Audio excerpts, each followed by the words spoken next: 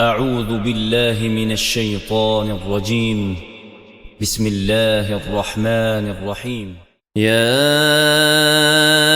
أيها النبي إذا طلقتم النساء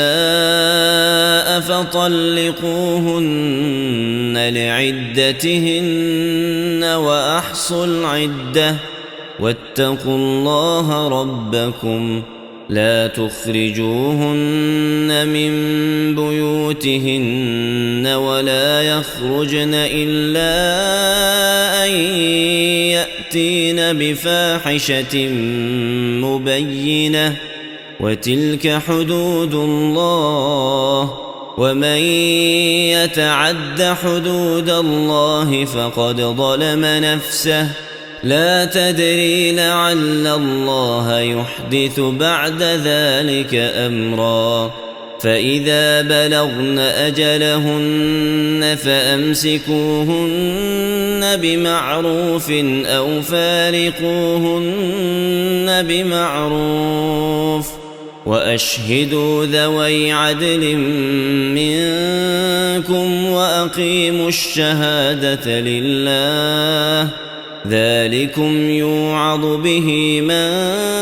كان يؤمن بالله واليوم الآخر ومن يتق الله يجعل له مخرجا ويرزقه من حيث لا يحتسب ومن يتوكل على الله فهو حسبه إن الله بالغ أمره قد جعل الله لكل شيء قدرا واللائي يئسن من المحيض من نسائكم إن ارتبتم فعدتهن 3 أشهر واللائي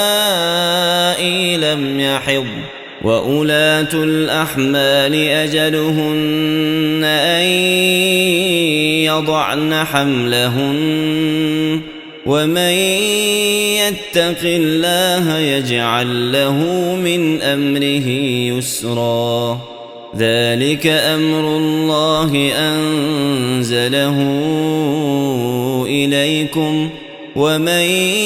يتق الله يكفر عنه سيئاته ويعظم له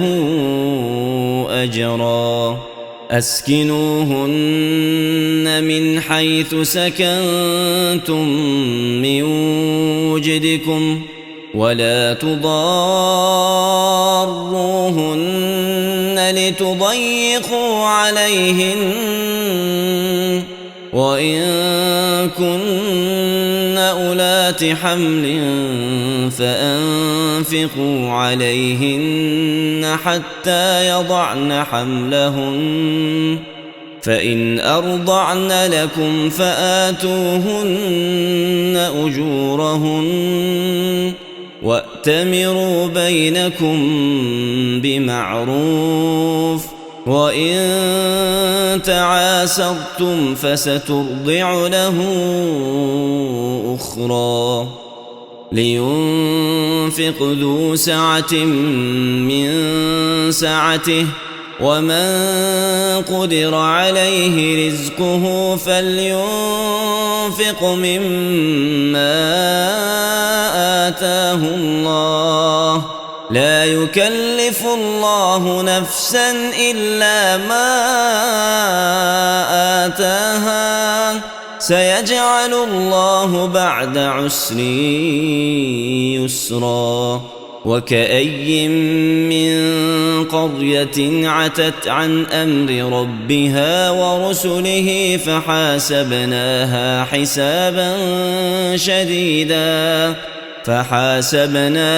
حسابا شديدا وعذبناها عذابا نكرا فذاقت وبال أمرها وكان عاقبة أمرها خسرا أعد الله لهم عذابا شديدا فاتقوا الله يا أولي الألباب الذين آمنوا قد أنزل الله إليكم ذكرا رسولا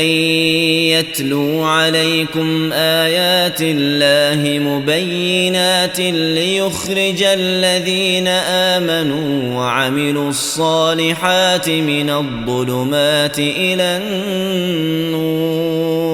ومن يؤمن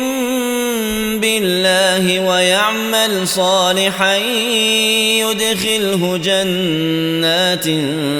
تجري من تحتها الأنهار خالدين فيها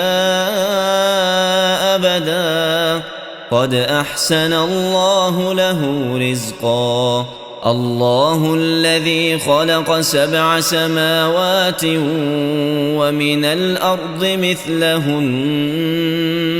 يتنزل الأمر بينهن لتعلموا أن الله على كل شيء قدير وأن الله قد أحاط بكل شيء علما.